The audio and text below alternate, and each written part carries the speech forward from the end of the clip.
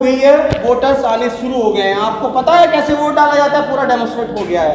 अब वोटर आता है, वोटर सबसे पहले प्रथम मतदान अधिकारी के पास पहुंचता है। ये हमारे प्रथम मतदान अधिकारी है, इनके पास पहुंचता है। वोटर कहता है कि मेरी पर्ची ये रही, तो उसमें भाग संख्या रहती है 178, वोटर नंबर रहता है 203 और वो नाम बताता है कि सुधीर चौधरी या सुधीर कुमार सन ऑफ नेपाल सिंह। वो मेरा नाम या वोटर का नाम तेजी से बोलते हैं प्रथम मतदान अधिकारी कि Sudhir Chaudhary son of Nepal Singh, voter संख्या ये। पोलिंग एजेंट की यदि पीछे से क्या नहीं आती है, ऑब्जेक्शन या चैलेंज नहीं आता है, तो ये जो चिन्हित प्रति मिली है इस टाइप की, उसमें सुधीर कुमार या सुधीर चौधरी सन ऑफ नेपाल सिंह के सामने एक तिरछी रेड लाइन काट देते हैं और उनको भेज देते हैं किसके पास, द्वितीय मतदान अधिकारी के पास। उससे पहले आयोग ने 12, एक तो है इपिक, उससे अलग है 11 और ऑप्शन दिए हैं। वो वोटर को शो करना रहता है कि आपके पास इपिक है कि नहीं, तो वो इपिक दिखाते हैं या आधार कार्ड दिखाते हैं या डीएल दिखाते हैं। इपिक लाते हैं तो ठीक है, आधार कार्ड ला जो भी लाते हैं, मगर वो 12 डॉक्यूमेंट होने चाहिए। एक सबसे मैंडेटरी क्या है, इपिक, और उससे अलग 11 डॉक्यूमेंट और ये पहचान के लिए यूज होंगे। पहले 16 या 17 डॉक्यूमेंट यूज होते थे, अब उन्हें घटा के क्या कर दिया गया है, 12 कर दिया है। बीएलओ पर्ची पहचान के लिए नहीं है, राशन कार्ड पहचान के लिए नहीं है। प्रथम मतदान अधिकारी समझ गए होंगे, प्रथम मतदान अधिकारी का कार्य संपन्न। उसके बाद वोटर जाता है द्वितीय मतदान अधिकारी के पास। द्वितीय मतदान अधिकारी मतदाता रजिस्टर दिखा देंगे प्लीज। मतदाता रजिस्टर कुछ इस तरह से होता है, तो मतदाता रजिस्टर सब ब्लैक वाला ये, उसमें लिख देते हैं सबसे पहले क्रमांक लिख देते हैं कि 206। उसके बाद क्या लिखेंगे, सुधीर चौधरी अपने सिग्नेचर कर देंगे। उसके बाद अभ्युक्ति में मैं लाया हूं इपिक, मैं क्या लाया हूं, इपिक। द्वितीय मतदान अधिकारी विशेष ध्यान देंगे, तो मेरे सामने ईपी लिख देंगे, इसका नंबर नहीं लिखेंगे, या तो ईपी लिख दो या इपिक लिख दो या इसके लास्ट के 4 डिजिट लिख दो। इन तीनों में से कोई एक चीज लिख सकते हैं, तो सबसे आसान है ईपी लिखना। क्लियर? यदि मैं इपिक नहीं लाता हूं, मैं लाता हूं आधार, तो मेरे आधार के लास्ट 4 डिजिट 6400 और ब्रैकेट में लिख दिया जाएगा आधार।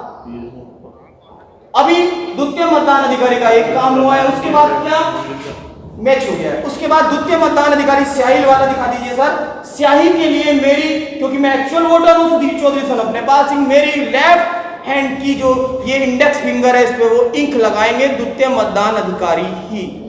विशेष ध्यान देंगे, इंक को कुछ इस तरह से लगाना है सर, फोकस कर लेंगे वहां कि हमारी स्किन से नेल तक जाती है या नेल से स्किन तक जाए, इसकी जो ये बीच का पोर्शन है उसमें वो स्याही जरूर भर जाए। केवल और केवल ये अमिट स्याही की छाप ही होती है जो हमें ये बताती है कि इस बंदे ने वोट डाला है कि नहीं डाला। इसीलिए इसको द्वितीय मतदान अधिकारी के पास दिया गया है।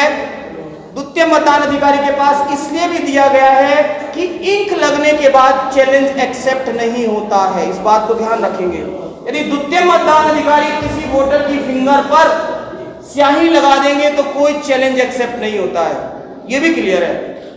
इसीलिए उसको द्वितीय पे दिया है, और तृतीय पे इसलिए नहीं दिया कि जब तक वो तृतीय तक पहुंचेगा वो डार्क हो चुका होगा। तो द्वितीय मतदान अधिकारी के 2 काम समझ आ गए, मतदाता रजिस्टर इंक लगाना। तीसरा काम है वो मतदाता पर्ची भर के देंगे। क्या पर्ची भर के देंगे, मतदाता पर्ची भर के वो दे देंगे। और जब मतदाता पर्ची भर के वो दे रहे होंगे, उस समय द्वितीय मतदान अधिकारी ने मतदाता पर्ची भरी है, मतदाता पर्ची में वोटर क्रमांक लिखा जाता है और उसमें जो मतदाता रजिस्टर में, सही बात, मतदाता रजिस्टर दिखा दीजिए, वोटर क्रमांक भर दिया और मतदाता में मेरा नाम मान लो फर्स्ट पे ही है, 206 फर्स्ट पे ही आ रहा है, तो उस मतदाता रजिस्टर का क्रमांक भरा जाएगा और द्वितीय मतदान अधिकारी अपने इनिशियल सिग्नेचर उसमें करेंगे। समझ गए आप? यानी कि वो स्लिप लेके अपनी बाएं हाथ की तर्जनी उंगली पे मैं स्याही लगा के मैं पहुंच जाऊंगा तृतीय मतदान अधिकारी के पास, सर के पास मैं पहुंचूंगा। और जैसे ही मैं इनके पास पहुंचता हूं, ये मेरे हाथ की सबसे, वो कलेक्ट करने से पहले मेरे हाथ की स्याही देखेंगे। स्याही देखने के बाद जब इन्होंने स्याही देखी है कि ओके, फिर इन्होंने मेरे से पर्ची ली है, उस पर्ची को कलेक्ट करके रख लेंगे तृतीय मतदान अधिकारी। 50-50 की गड्डी बनानी चाहिए। इन्होंने गड्डी बना के रख लिया है। गड्डी बनाने के बाद इन्होंने क्या किया है, मेरे लिए जब सारी संतुष्टि हो गई है तो इन्होंने बैलेट इशू किया है।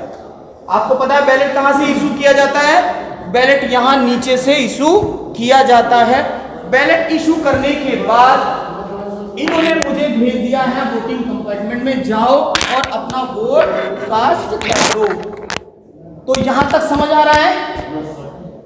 एक बार और दिखा रहे हैं हम वीवीपैटों के सीईओ के। सर एक बार बैलेट इशू कर दीजिए। वोटर आया, बैलेट इशू हुआ, तो यहाँ इनको पता चल गया कि बैलेट इशू है। अब मैं वोटर हूं, मैं यहाँ पहुंच गया हूं, मैं अपने आप से किसी को वोट दे रहा हूं, उसकी पर्ची यहाँ डिस्प्ले हो रही है, यहाँ की लाइट बंद हो गई है, पर्ची कट के गिर जाएगी, मैं यहाँ देख लूंगा कि पर्ची यहाँ उसी को गई है कि नहीं गई है। इसमें बीप की आवाज आ जाएगी, वोटर ने वोट डाल दिया जो एक्चुअल वोटर था। क्लियर है? इसके बाद कुछ स्पेशल केसेस आते हैं। इस पर्ची पर नाम नहीं लिखना। द्वितीय मतदान अधिकारी अपने इनिशियल सिग्नेचर करते हैं। द्वितीय मतदान अधिकारी जो पर्ची बना के देते हैं, जो तथ्य कलेक्ट कर रहे होते हैं, उस पर अपने इनिशियल सिग्नेचर करते हैं। सर एक बार रजिस्टर दोबारा दिखा दो, क्योंकि रजिस्टर पर ही चर्चा होनी है। ये जो रजिस्टर है, इस पर पठनीय हस्ताक्षर किए जाते हैं, जो रीडेबल, चाहे वो शॉर्ट कर रहे हैं, चाहे वो मान लो आपने देखा होगा हमारे डीएम सर रह गए हैं रमाकांत पांडे जी, वो रमा लिखते थे केवल, मगर वो पठनीय थे उनके सिग्नेचर। ऐसा नहीं कि वोटर अपने सिग्नेचर कोई एक लाइन खींच के बोले ये मेरा सिग्नेचर हो गया, वो सिग्नेचर नहीं चलता है। कौन सा चलता है? पठनीय सिग्नेचर। या तो पठनीय सिग्नेचर हो या इस पे क्या हो, बाएं हाथ का अंगूठा। बाएं का चलता है ना सर? बाएं हाथ का अंगूठा चलता है, चाहे मेल हो चाहे फीमेल हो चाहे कोई हो, बाएं हाथ का अंगूठा लगाया जाता है। और ईसीआई की ये इंस्ट्रक्शन है कि जब वो अंगूठा लगाएं उसको अटेस्ट भी किया जाए। मैं पूरा रूल बता रहा हूं आपको, आप कैसे करते हैं वो आपकी रिस्पॉन्सिबिलिटी है, मगर उसमें लिखा है कि उसको राउंड करके लिखा जाए किसका अंगूठा है। ठीक है सर? ठीक है। यदि कोई इसके बाद कोई अनपढ़ मतदाता, नेक्स्ट करेंगे। मान लो कोई मतदाता आया, उधर से कोई मतदाता आया, अब कुछ स्पेशल केस डिस्कस कर रहे हैं। इसमें एक चीज और समझ लीजिए कि जो एंट्री मतदाता रजिस्टर में हो गई उसको काटा नहीं जाता है। इसको यही समझ लीजिए कि जो एक बार एंट्री हो गई उसको काटा नहीं जाएगा। क्या ये बात क्यों बताई जा रही है? मान लो सुधीर चौधरी जी उधर से आ रहे हैं, ठीक है, यहाँ से पहचान हो गई प्रथम मतदान अधिकारी से, द्वितीय मतदान अधिकारी ने मेरे रजिस्टर पे साइन करा। सर रजिस्टर खोल लीजिए, सब साइन वाइन सब कुछ करा लिए हैं, मेरा ईपिक भी लिख दिया है, इन्होंने बैलेट भी इशू कर दिया है। अब मैं यहाँ पहुँचता हूँ और मैं बोल देता हूँ कि मैं वोट नहीं करूँगा, मेरी इच्छा वोट करने की नहीं है। तो वोटर इसके लिए भी स्वतंत्र है। जरूरी नहीं वो नोटा कोई वोट देके जाए, वो इसके लिए भी स्वतंत्र है कि वो बिना वोट किए वहां से वापस आ सकता है। इसको कहते हैं रूल, ये रूल नंबर 49O के तहत वो वोट कर सकता है। समझ गए आप? यानी कि उसको इनकार करने का अधिकार है। तो अब क्या करेंगे? मतदाता रजिस्टर में जहां ये अभियुक्ति लिखी है, इस अभियुक्ति में से क्या फोकस करेंगे? इस अभियुक्ति में लिख देंगे मतदाता ने वोट डालने से मना किया। और जब वो ये लिख देंगे उसके बाद पीठासीन अधिकारी उस टिप्पणी के नीचे सिग्नेचर करेंगे, और जो सुधीर चौधरी या सुधीर कुमार जी हैं वो उसके नीचे सिग्नेचर करेंगे। यदि वो सुधीर चौधरी सिग्नेचर करने से मना करते हैं तो no need to worried about that, पीठासीन के सिग्नेचर मैंडेटरी हैं और फिर वो चले जाएंगे। जब आप 17C बनाओगे उसमें इसको घटाया जाता है। ठीक है, केस समझ आ गया? अब एक केस और आता है, सुधीर चौधरी जी उधर से आ रहे हैं, वहां से आते आते यहाँ बैलेट इशू हो गया है। इशू होने के बाद उन्होंने इलेक्शन की सेक्रेसी ही भंग कर दी है। जो रूल्स एंड रेगुलेशन है इलेक्शन के, उन रूल्स एंड रेगुलेशन को वो तोड़ रहे हैं। जब ऐसा कर रहे हैं तो पीठासीन उनको वोट डालने से रोक सकते हैं। उसको कहते हैं 49M। अंडर 49M हम फिर टिप्पणी लिख देंगे कि मतदाता को वोट डालने से रोका गया, या तो ये लिख देंगे या ये लिख देंगे कि जो हमारी मतदान प्रक्रिया है उसका अतिक्रमण किया गया, और उसके नीचे फिर पीठासीन अधिकारी और वो वोटर साइन कर देंगे। यदि वोटर नहीं करता है, नोट टू वरीड। अब यदि मैं अंतिम मतदाता नहीं हूं तो तो मेरे पीछे जो वोटर आएगा वो उस बैलेट को यूज कर लेगा जो इशू हुआ है। क्लियर है? यदि मैं अंतिम मतदाता हूं तो इस जो डिवाइस है सीयू जो है इसको किया जाएगा ऑफ, और ऑफ करने के बाद अंतिम मतदाता हूं, मेरे बाद कोई मतदाता आने वाला नहीं है। कब? ये 6 बजे की बात है। उसके बाद उसको ऑफ किया जाएगा, इनको अनप्लग किया जाएगा और फिर उसको ऑन किया जाएगा और फिर उसका क्लोज बटन दबाया जाएगा और तब उसको ऑफ किया जाएगा। ठीक है? क्योंकि उसके अंदर बैलेट इशू है। वो जब तक इस डिवाइस को ऐसे प्रोग्राम किया गया है कि यदि इसमें एक कमांड हो रही होती है तो दूसरी इसमें नहीं दे पाओगे आप। यदि बैलेट इशू है तो आप क्लोज नहीं कर पाओगे। समझ रहे हो? इस तरह से इसको क्लोज करोगे, उसकी सीलिंग करोगे। दोनों केस समझ आ गया सर? अब कोई मतदाता एक केस और आता है, उसको कहते हैं, वैसे ऐसा होता नहीं है, उसको कहते हैं टेस्ट वोट। टेस्ट वोट, कोई मतदाता आया, सारी प्रोसेस यहां तक बैलेट इशू हुआ, वोटिंग कंपार्टमेंट में गया, अपना वोट डाला और वो कह रहा है कि मैंने वोट डाला था एक्स को और पर्ची निकल रही है वाई की। पीठासीन अधिकारी उसको समझाते हैं कि मान जाओ, ऐसा नहीं जी, पूरा ऐसे ही है, मैंने एक्स को वोट दिया है, वाई की पर्ची निकल रही है। फिर उनको वो घोषणा दिखाते हैं कि आपको 49M सबसेक्शन ए में ये घोषणा करनी पड़ेगी। यदि वो मान जाते हैं, उस पर लिखा होता है कि 3 महीने की कारावास अथवा 1000 रुपए का दंड या दोनों हो सकते हैं, और कारावास को 6 महीने तक भी बढ़ाया जा सकता है। उस पर वो अपनी सिग्नेचर करके पूरी डिक्लेरेशन देते हैं। तो फिर पीठासीन अधिकारी, उपस्थित पोलिंग एजेंट उसके साथ वहां जाते हैं। अब उसका वोट गुप्त नहीं रहा है, अब खुला हो चुका है। अब यहां से बैलेट दबा के देखा जाता है कि किसको वोट दिया गया है। जिसको वोट दिया जाता है उसका क्रमांक, कि वो इस बैलेट में कौन से क्रमांक पे है और उसका नाम क्या है। इस मतदाता रजिस्टर में मान लो ये वाला जो मतदाता था, दूसरा मतदाता, उसी ने ये इस तरह की वारदात कर दी है, तो अब यहाँ उसका ये क्रमांक दोबारा भरा जाएगा, यहाँ उसके सिग्नेचर दोबारा कराए जाएंगे और इस टिप्पणी वाले कॉलम में जिसको उसने वोट दिया है उसका क्रमांक और उसका नाम भरा जाएगा। समझ रहे हो? उसका नाम भरा जाएगा। नाम भरने के बाद पहले वाले जो 2 वोटर आए थे, जिसने एक ने वोट डालने से मना किया था और एक को वोट डालने से रोका गया था, उन्होंने मशीन में वोट नहीं डाले हैं। उन्होंने मशीन में वोट डाले हैं क्या? नहीं। मगर ये वाला जो स्पेशल केस था, इसने मशीन में 2 वोट डाल दिए हैं। एक मतदान उसका गुप्त है और एक उसका खुला है। जो खुला है उसकी एंट्री यहां कर दी है और इसकी ही एंट्री हम फिर जब 17C मतपत्र लेखा बना रहे होंगे उसमें लिखा जाएगा कि जो सुधीर चौधरी जी आए थे उन्होंने खुला मत किसे दिया है, कितने दिए। यदि उनका दावा सही निकलता है कि उन्होंने एक्स को वोट दिया और वाई की पर्ची निकली, तो पोलिंग प्रोसेस रोक दी जाती है, हायर अथॉरिटी को इन्फॉर्म कर दिया जाता है, उनका निर्णय जो होता है रीपोल ही होता है वहां। यदि उनका निर्णय गलत होता है तो उन सुधीर चौधरी जी को सौंप दिया जाता है पुलिस को। और ये वाली प्रोसेस चल रही होती है। इसको हम पोलिंग प्रोसेस को रोकते नहीं, पोलिंग प्रोसेस कंटिन्यू रहती है। इस सारी जो प्रक्रिया है इनका समाधान कौन करते हैं? पीठासीन अधिकारी। पीठासीन अधिकारी सारे को देख रहे होते हैं। तो आप समझ गए। इसके बाद एक केस और आता है। मान लो सुधीर चौधरी जी उधर से आ रहे हैं, के पास आए, नाम तेज बोला। उस नाम तेज बोलने से पहले ही उन्होंने जो मैच किया, पता चला इनका वोट कटा हुआ है, पहले ही किसी ने वोट डाल दिया। अब वो बोलते हैं कि सर ये तो मेरा पहला ही वोट है, फर्स्ट टाइम ही मैं वोट कर रहा हूं। तो वो फर्स्ट वाले बोलते हैं पहला और अंतो हमें क्या मतलब, आपका वोट पड़ चुका है। फिर वो जागरूक हैं, उन्होंने कहा कि मेरे हाथ देख लीजिए, मेरे हाथ पे कोई निशान लगा है क्या। ऐसी जब वो समझेंगे तो वो समझ जाएंगे। फिर वो जाएंगे प्रथम मतदान अधिकारी, उनको भेज देंगे किनके पास? पीठासीन के पास भेज देंगे।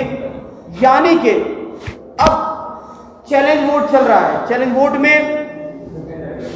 टेंडर वोट चल रहा है। टेंडर वोट को हम 17B पे बनाते हैं।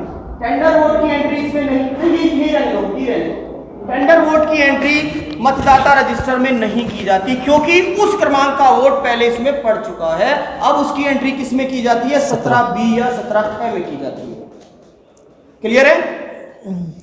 ठीक है, तो पीठासीन के पास जाते हैं, टेंडर चल रहा है ना, तो चैलेंज की बात में बताएंगे। पीठासीन जी उनको बैलेट इशू करते हैं, जो बैलेट इस पे चिपका होता है सेम ऐसे ही 20 बैलेट आपको टेंडर बैलेट दिए जाते हैं। अब पीठासीन एक संक्षिप्त जांच करते हैं, ब्रीफ जांच करते हैं, उसमें पाते हैं कि वाकई इनका वोट नहीं पड़ा है। उसमें जब वोट नहीं पड़ा है तो उनको वो बैलेट इशू कर देते हैं। बैलेट लास्ट का बैलेट इशू किया जाता है। मान लो 11,001 से 11,020 तक आपको बैलेट मिले गए, तो 11,020वां बैलेट उन्हें इशू किया जाएगा। उसके पीछे टेंडर वोट लिखा जाएगा, यदि नहीं लिखा है तो वो पेन से लिख देंगे। उसके बाद एरो क्रॉस मोहर लेके जाएंगे, वो उस पर निशान लगा के लाएंगे। अब उस बैलेट को फोल्ड करके और एक टेंडर वोट की सूची को, जो हमारे टेंडर वोट की एक सूची बनेगी 17B में टेंडर वोट की सूची बनती है, उसमें मतदाता के नाम लिखा जाता है, मतदाता के हस्ताक्षर कराए जाते हैं, मतदाता का वोटर क्रमांक लिखा जाता है, और जिस क्रमांक पर 17A में इनका वोट डाला गया है वो द्वितीय मतदान अधिकारी ढूंढ के बताते हैं कि इनका मत उस पे कहां डाला गया है, वो क्रमांक भी भरा जाता है और उसके बाद लास्ट सिग्नेचर कर देते हैं। इस तरह से ये फॉर्मेट भर दिया जाता है। तो आप समझ रहे हैं, टेंडर वोट की ये सूची 17B और वो टेंडर बैलेट एक लिफाफे में बंद करके, सील बंद लिफाफे में, सांवेदिक लिफाफों में रखा जाता है। टेंडर वोट क्लियर हो गया है। इसके बाद एक केस और आता है, लास्ट केस है, उधर से आ रहे हैं कि वो आए कि कौन, कि सुधीर चौधरी या सुधीर कुमार। पता चला क्या कि जी ये वो है ही नहीं है जिनका प्रतिरूपण ये कर रहे हैं, ये सुधीर चौधरी जी नहीं है। जब नहीं है तो पोलिंग एजेंट ने क्या कर दिया है, चैलेंज कर दिया है। अब प्रोसेस चलती रहेगी पोलिंग की, उन जो वो प्रतिरूपण करने वाले व्यक्ति हैं वो पोलिंग एजेंट पीठासीन के पास पहुंच जाते हैं, बाकी प्रोसेस चलती रहती है। अब पीठासीन अधिकारी को अथॉरिटी होती है कि किस चैलेंज को एक्सेप्ट करना है, किसको डिनाइड करना है, किसको स्वीकृत करना है, किसको अस्वीकृत करना है। अब उन्होंने संक्षिप्त जांच की, पता चला कि challenge is accepted, challenge accept कर लिया गया है। यानी कि ये सुधीर चौधरी जी जिसका प्रतिरूपण कर रहे हैं, जो व्यक्ति सुधीर चौधरी जी का प्रतिरूपण कर रहा है, असल में वो व्यक्ति वो है ही नहीं है। Challenge accept.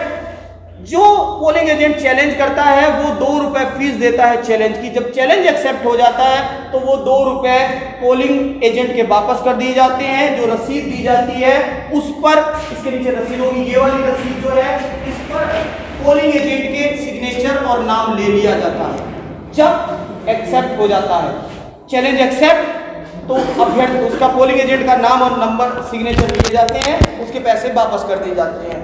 यदि जब चैलेंज एक्सेप्ट हुआ है, यानी कि वो गलत व्यक्ति है, तो उसको SHO के नाम एक एप्लीकेशन लिख के जो वहां कोई फोर्स वाले व्यक्ति होते हैं उन्हें सौंप दिया जाता है।